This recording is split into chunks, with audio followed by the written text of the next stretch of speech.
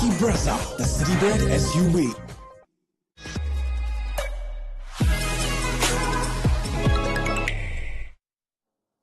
Right, time for match 51 as we enter effectively elimination territory. Yes, there are scenarios in which 12 points might be enough, highly unlikely. 14 also seems unlikely, but the Mumbai Indians, if they lose today, they can pretty much bid their playoff hopes goodbye if they haven't already. However, they come up against a Kolkata Knight Riders squad that just do not know how to win at the Wankhede. So it's set up very nicely as MI play KKR in Mumbai, and we build up to that on Maruti Suzuki Arena. Presents ESPN Cricket for Timeout, powered by JBL. Got an absolute thriller last night. Mitchell McClenaghan, Wasim, Jaffer both saw that.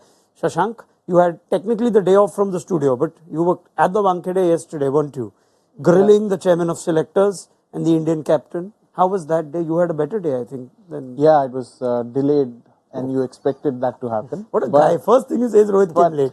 But yeah, all questions answered, and finally everyone's looking ahead to the World Cup now. But there's another small matter of another 20 or 15 games left in the IPL. Very good point. Very good point you've raised. If Rohit Sharma is also already looking at the World Cup right now, then almost these last 3 or 4 games are, what can they get from it, Wasim? Is it an inconvenience? Do you see Mumbai already having almost checked out? Or is this where Rohit Sharma needs to now enter the World Cup with a couple of big scores? I think that will be nice. If he gets a big score, get high on the confidence, go in the World Cup with a bit of form, that will be nice. But yeah, I mean, you want the guys who are in the World Cup going into the World Cup, because as soon as the World Cup squad is announced, everybody has failed. Now, what about that? The curse of the squad announcement. Yeah. It couldn't be more... It's broken now. Jarring. It's broken now. Pat Cummins dropped Jaiswal at mid-off on 7. So it's all broken now. So we've only got Jaiswal. Samson also with the duck yesterday. Chahal, none for 60. Oh, my goodness. Will it change today? They're back at the Wankhede, which Mumbai couldn't have got there any sooner, I think, looking at how results on the road have been, even though they lost their last one against CSK. MI KKR is quite a story, and I will allow you to spend some time telling us about how you just had to turn up to beat KKR for Mumbai Indians. No, we've never said that in the change room, ever. You felt it. No, definitely. You definitely, it didn't play on our minds. Yeah, it probably gives them a bit of confidence today, because you definitely go into that game knowing that KKR are desperate to beat Mumbai. Every time we spoke about it, that they really struggle against us, and we didn't really go in and try to do anything different. It kind of imploded for them in their own heads. But they're coming on the back of some really good performances. I think they've played exceptional cricket to now. I saw Ian Bishop tweet last night that why is everyone saying this is the best batting lineup against the best bowling lineup with SRH last night and Rajasthan. He pointed out that KKR have by far been the best batting lineup. And consistently, I would tend to agree with them. I think they've fired almost every game, where SRH has been a little bit inconsistent. So, yeah, I think they've been rolling really, really nice. And off the back of that, their bowlers have done a great job. Yep. We're going to speak of one of their key players, one of the few who was around the last time KKR won here. But let's just wrap up what the schedule is like for both Mumbai and KKR. Mumbai would like that their favourable record against KKR, if it is maintained, they play them twice in their last 4 games, 3 home games as well. So you want to finish at home. It already seems like enough teams would pip Mumbai for if they lose any of these games. Even 14 may not be enough, but that's the run-in. Hyderabad looking good, and 2 crucial points yesterday. Lucknow have a lot more to play for as well, so too KKR. So that's Mumbai.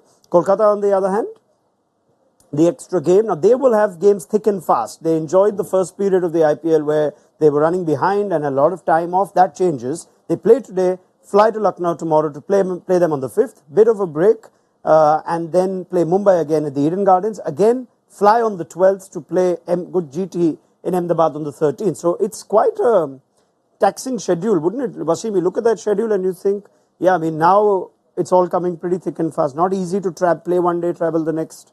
Yeah, they've got a bit of distance between 5 and 11. Yeah. So they'll have a good recovery there. But when they play back-to-back games. So and if the game doesn't go really well, then it affects your mind, because you're playing straight away. Yeah. But both the teams actually are playing good teams. I mean, barring Gujarat, I mean, I don't want to demean Gujarat. Yes. But it's a tough competition for both the teams. So one game here and there, and it could go anywhere. I mean, MI for especially. MI can't afford to lose any game Yep. if they hope to get it to qualifiers. But KKR can breathe a little easy because they're looking very strong here. Yeah, just establishing that. KKR will join the 10-match club after tonight. Delhi already at 11. Mumbai will join them there as we fast approach the last few rounds of the league stage. We've talked about KKR not winning in Wankhede. There is a distinct Mumbai flavor to their lineup. I mean, head coach Chandrakant Pandit has won titles here as player coach. Yes. Abhishek Nair has won as a player coach. Shreyas Iyer has played all his cricket here. Ankrish Raghuvanshi.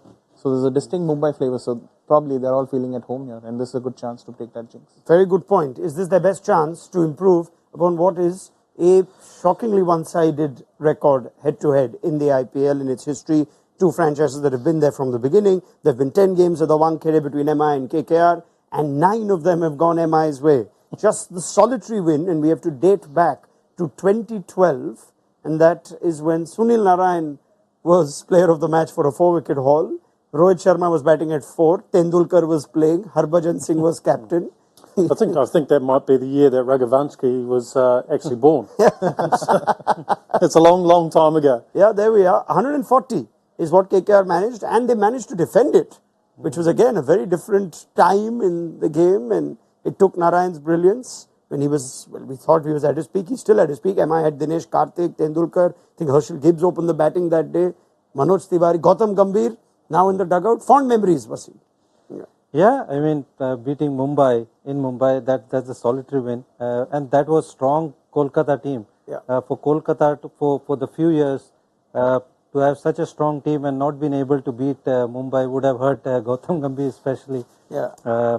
And he'll be ready to bounce back and get that record straight. Please elaborate on Shashank's point of whether it's an advantage to have such collective wisdom of Mumbai cricket and the Wankhede current players, coaches in that dugout if you have to engineer a win here. I think the team itself looks very strong, even though that support staff or players will help the condition, but the conditions aren't alien to anybody because they keep coming back and play in the Wankhede. So I don't think it's going to make a huge difference. I think the form that they are carrying, the way they are playing this season, the combination, the camaraderie you see, I think that's going to help them more than anything else. I want you to just try and go back in time a little bit and see from your MI dugout days if there was ever a story on either Rohit versus KKR and how much he enjoyed it, or a not so happy story of Rohit versus Sunil Narine and how he just did not like facing it. I guess that's why he's gone back to the top. There was that when Ricky took over in 2015, Rohit batted in the middle order. So when we played KKR, he was exposed to him quite early. And I think Rohit's gone back to the top of the order to try and avoid that. I say that in jest. It has got nothing to do with it. I mean, Sunil Narine could be responsible for one of the biggest batting order changes in Indian cricket history. It could be. It could be all down to Sunil Narine. He's a quality player, isn't he? If you struggle to pick spin early, he's a real challenge. And we haven't seen the amount of spin that we saw back then in Narayan's heyday. But geez, his quality, and that's an exceptional record. The strike rate, the average, he bogs him down, doesn't he? So. Tonight, I guess it's hopefully he doesn't bowl in the power play for any Rohit or Mumbai fans. And if he's got through the power play, Rohit's been very aggressive against spin outside of the power play recently. So, it could be a bit of a different battle tonight if Rohit faces Sunil Narine outside the power play. Well, that's a conversation and a matchup for the second half. Hardik Pandya has won the toss upon returning to the Wankhede. Mumbai will bowl first. So let's just get a quick reaction. I'm just going to confirm team news in a second. But Mumbai bowling at the Wankhede, is that an advantage? CSK did show the way to beat Mumbai even if you lose the toss and bat first. Yeah, you could do that if you've got bowling like CSK and the guy behind to help you out. But that's not happening for Mumbai. But I think that's the guy behind is not helping for CSK also now. Things have changed suddenly. Yeah. In Mumbai. I mean. But I would say that that's the best chance. I think their batting is strong and whatever scores is ahead of them, I think they've got a good chance to chase rather than defending. So I would say this is Mumbai's best chance. Interesting selection call as well for Mumbai Indians. It looks like they have fielded or named only 3 overseas in their starting side. Namandir returns, who was effectively filling in for Surya Kumar Yadav at the start of the season. And Mohammad Nabi has not even been named on the impact bench, as I see it, nor has Rohit Sharma. So that is interesting. Rohit Sharma not in the starting side, so he would be the natural player impacted in, which means they're happy to play with just the 3 overseas players. I thought the 3 overseas players would mean they'd keep it open on who they could bring in if they want Shepherd or if they want Nabi. But here Rohit Sharma's on the impact bench, right? This is big. Let's get some news. They're playing with 3 overseas. They think it's enough. Who wants to take this first? I think with, Mumbai have realized that they have to just go for broke now, and probably they've just decided to lengthen their batting lineup, and that may have influenced the decision to, go 1 bowler light. And Mohammad Nabi, even when he's played, he hasn't bowled a lot of overs. He's only been tactically brought in for matchups against left-handers, if you look at it by and large. So that may have potentially influenced their thinking into playing an extra batter, an Indian batter. And Namandir is capable of bowling part-time off spin, which almost seems like... He's a good spinner. He's better than part-time. Yeah, okay, better than part-time. Yeah, is he as good as Nabi? It just lacks the experience. Yeah, but Hardik's not used spin as much, has he? So maybe that's where... I reckon this makes it... I actually think this makes their lineup more confusing, because I think you can leave Nabi down the bottom and you can bat everyone else in their normal positions or more towards the top. Namandir is a top-order batsman. So it actually makes it more confusing on when they're going to implement players, unless they're considering of maybe not playing Rohit, which would be outrageous, and bringing Shepherd in to finish or something like that. So for me, I reckon it makes the decisions that we're seeing with the order changing quite consistently, I think it makes it a little bit more difficult. Unless they're looking to counter with Namandir, he's a good player of spin. Maybe they're looking at him coming in the middle to Chakravarti and to Sunil Narine, and actually giving him a free license to come out as more of an impact batter and take those guys on in the middle phase. Why not go the other way around then and name Rohit in your team and Namandir on the bench and then play it around depending on how, or you need Namandir the bowler? Maybe, and fielding. Does this make sense to you? I mean, what it will do is it'll get every batter down 1 order. So Namandir will bat at 3, you're saying? That's what I'm thinking, because he's not going to bat number 6 or 7. Right. So that will put Surya Kumar at 4 and Tilak at 5. So you're not giving your best batters more overs. Is there a simpler explanation? Hardik Pandya has dropped Rohit Sharma? I guess that's why to see. You can say that for the first half. Jeez, look at you starting. A day off can do wonders. Hey, isn't it? Hey, back fresh and firing. I don't know if he's even hinted at that whether he's going to keep his options open. Maybe we won't see Rohit Sharma. Maybe it's because Rohit was late to training yesterday, because they delayed press conference. Maybe it's a punishment. Chandrakant Pandit would be very happy with this. Discipline.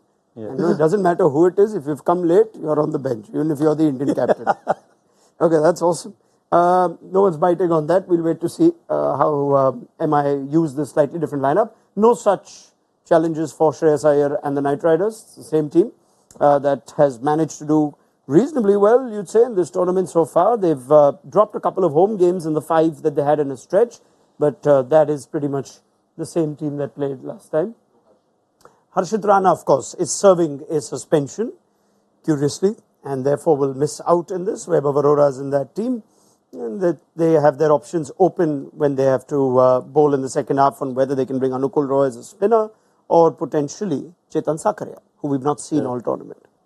Yeah, probably it's Chetan Sakaria for me, because Rohit has his troubles. I mean, provided Rohit obviously comes in as impact sub.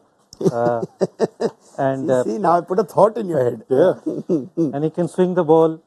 He's played IPL. He's an experienced guy. And he bowls at decent pace. He doesn't obviously bowl at 140, but I think he's probably the guy, because they've got spin pretty strong, Narayan and Chakravarti. Among the many squads that were picked, Sakaria again seems like someone with a little misfortune. He would probably make a lot of other teams playing sides, but doesn't fit here. If there's one venue that he wouldn't have wanted to come straight into and bowl after a long injury layoff due to a stress fracture, it's the Wankhede. So he's played 1 game in the last 1 year, 1 first-class game, and maybe a couple of T20 games, not more. He was surprisingly on the suspect action list by the BCCI, and then got taken off because it happened by accident. So he's had his fair share of challenges Say that coming again into the slowly. season. That happened by accident. Yeah. So they put his name, like some other Sakari had to go, some other Chetan. And yeah, I think the first name caused a bit of confusion there. So it was some other Chetan who was on initially supposed to be on the list. Oh, did Punjab Kings prepare the list? So he's had a fair few challenges with injuries and off-field issues, and he's back in straight. Good luck bowling at the Wankhede though. Yeah, I mean, I wonder if this is the day though, and they have a lot of bowling options. It's the other thing, you can always get someone in and not necessarily need him to bowl 4. Strong side though, isn't it? Even without Harshit Rana, would they miss Harshit Rana today? I think they will. I think Harshit Rana has been a genuine wicket taker for them. His Yorkers and his slower balls have been very effective. He hugs the wide line towards the end. I've really liked what I've seen from Harshit Rana so far. So I think he's a massive miss. I think who they go with the impact player. It will come down to how their batting goes. If their batting falters and they need to bring someone in, they might go Roy, but otherwise I agree with you, Chetan will come in. That's actually quite significant because I'm sure Namras would have thought Narine and Varun will be amongst their leading wicket takers come this stage of the season, but Harshit Rana is there along with them, having had just the 7 outings.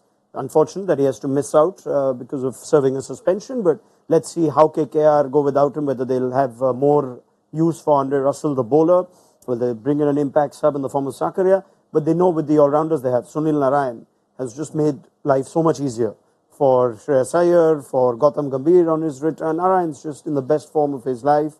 We are going to hear very soon the West Indies World Cup squad, but Narine seems to have shut the door on that.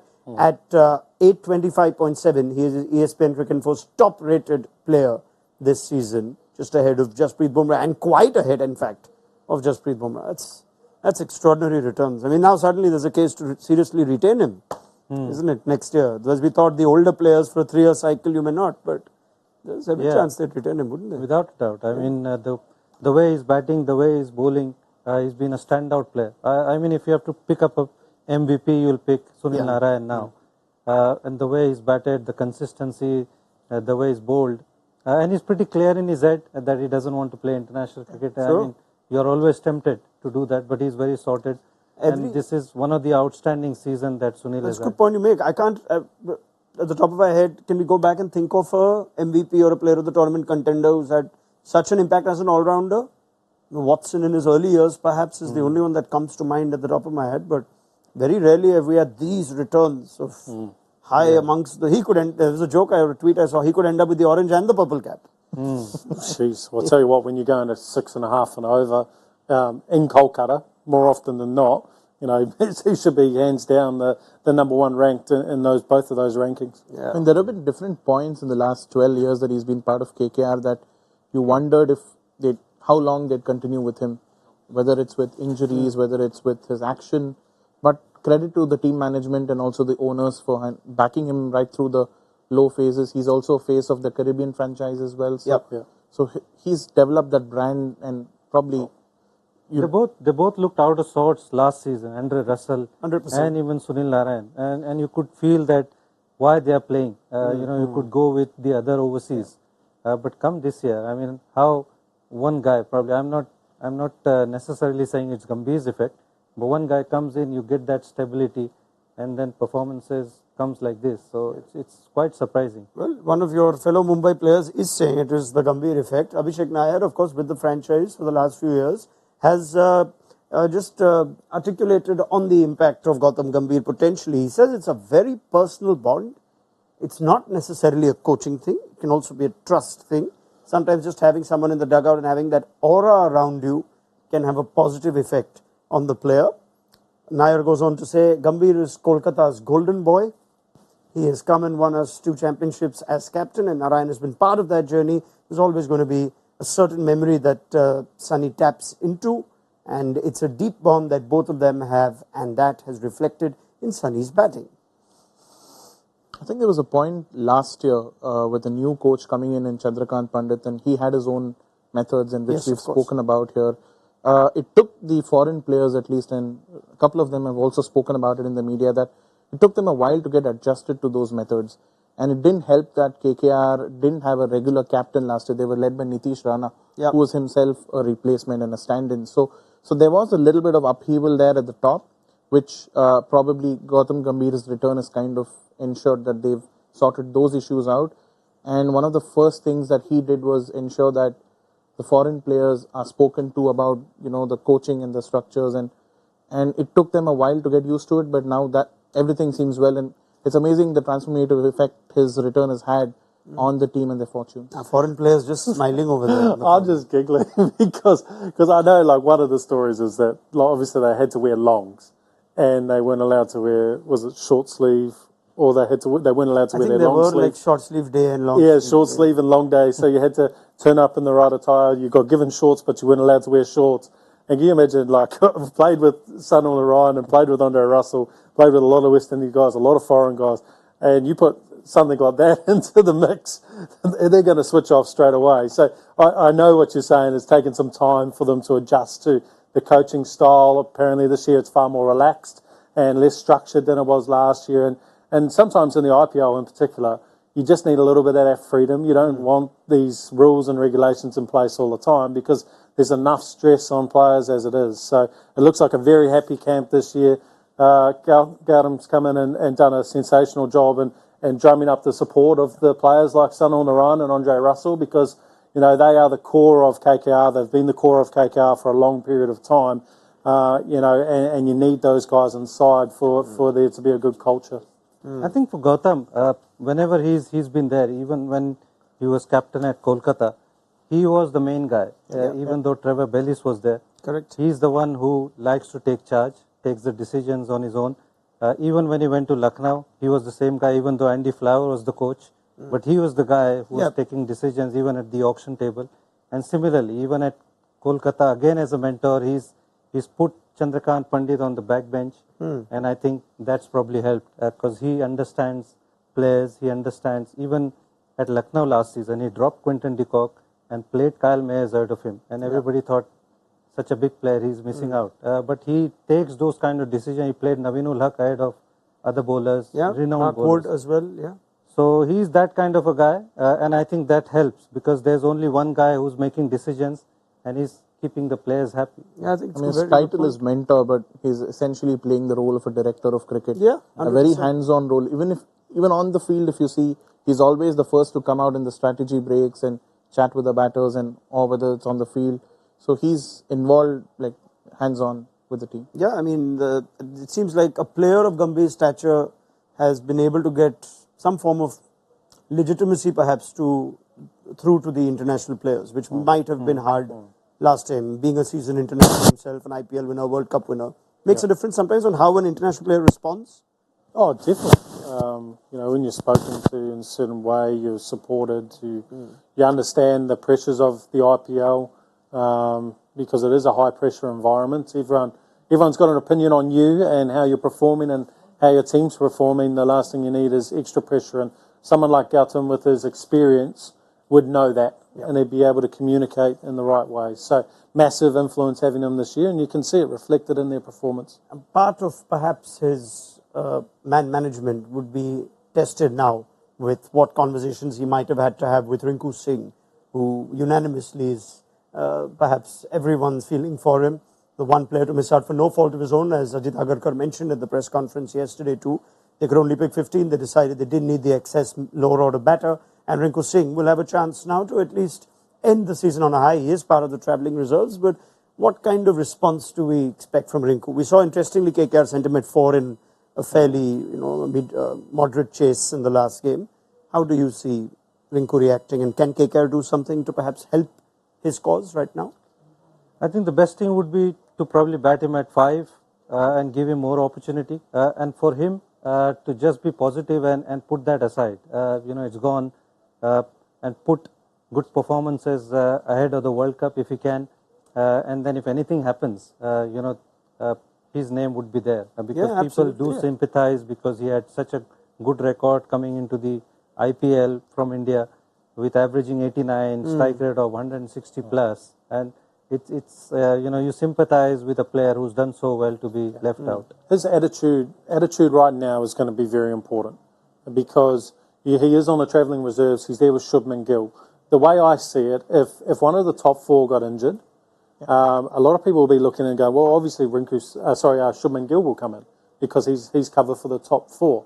But I don't see it that way. I think if Rinku has a really good attitude, I think even if one of the top 4 gets injured and ruled out of the tournament, I think Rinku comes in, he bolsters that finishing role, and then everyone just moves up one. And you're allowed to play the couple of finishers, the Dubays, the Rinkus, the Hardicks together, as opposed to that. If he goes in with a bad attitude, which he doesn't seem like that type of character, but then they may look at someone who's had a more positive attitude like a Shubman Gill in that environment. I think if you had a 16-member squad, Rinku would have been there. 100%. Yeah. And if you had to pick one player, because Rohit said in a press conference that he wanted 4th spinner. Even if he didn't wanted 4th spinner, then Rinku would have been there. So it was that call, probably Aksar or Rinku. Sure. They went ahead with Aksar. I wouldn't. I know your point's very valid in terms of giving an opportunity to score some runs and show the selectors what he can do. But for KKR, his role with Andre Russell at the end is very important. So we'd like to try and see him stay in that role, because as soon as this World Cup's over, he's going to be a man to finish the games for India. And he's got to stay in that role. You know, we've seen Hardik Pandya move away from that role of finisher into the middle order, and now the middle order players are very congested. You know, there's a lot of guys all trying to fit into that middle order. Your main keepers are in that middle order as well. So he should just become the best finisher. Well, he already is, but he's just got to stay that best finisher and keep doing that role, because that's one role which is very, very hard to replace, and he's an expert at it. One of the first things that Rohit Sharma did yesterday after the press conference, when he got onto the field, was Kolkata Knight Riders were on one side, MI on the other side.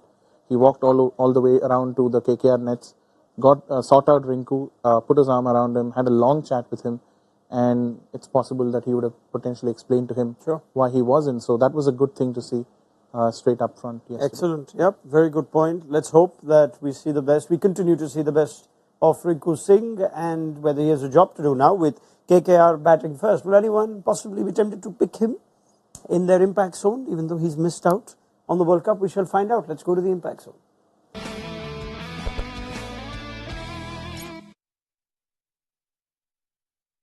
We're into match 51, but if you've not been following what we're doing in the impact zone, each expert's picking 3 players: batter, bowler, wildcard, and impact points as per his Spin Info Smart Stats. We saw Sunil Narine, highly rated this season, and expert with the highest points, is getting 3 in their season tally. And the decision to go first is getting their lists out. The decision to go first is a big one today, because it's pretty clear who the first pick is going to be.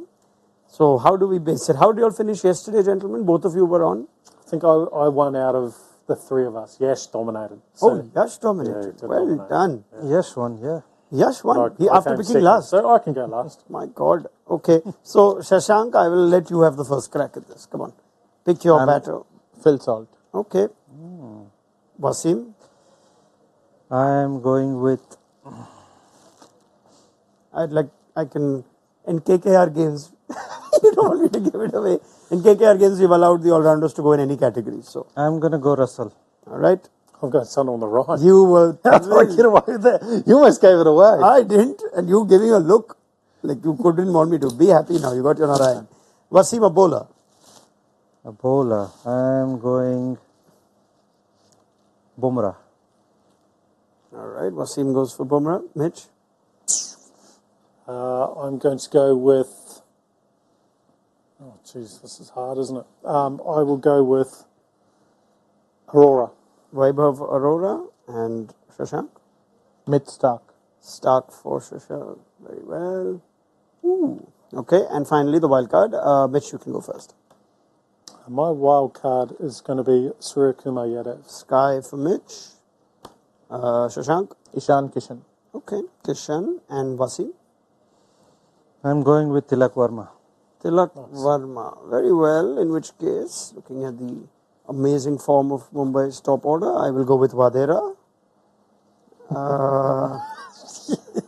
What has he had? I want some of what he's on, please. What have I said? You're on fire today. Am I? Okay.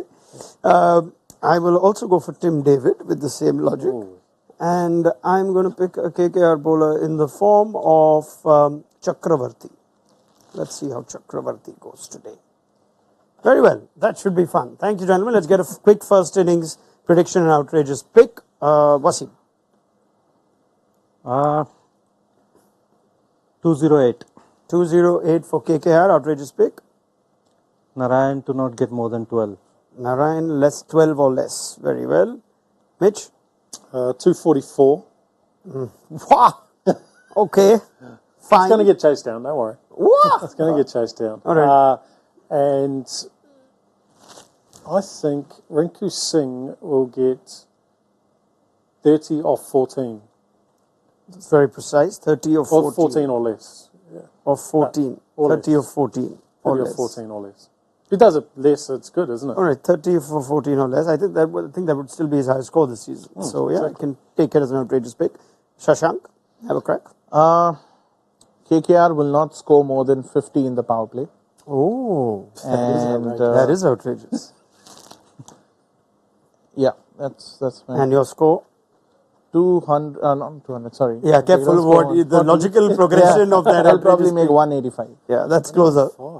If they're going to get 40 in the power play and then get 116 in 40 overs, that's 185. awesome. Very well. Thank you very much to Shashank, to Wasim, Jaffer and Mitch McClenaghan. We will pick up the conversation at the end of the KKR innings. So join us then for Maruti Suzuki Arena presents ESPN Cricket for Timeout, powered by JBL. Download the mobile app if you haven't already.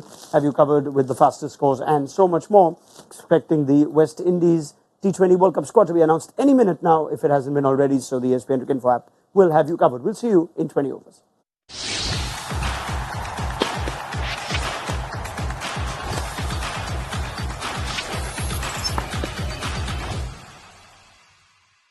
All new hot and techy Brezza, the city bred SUV.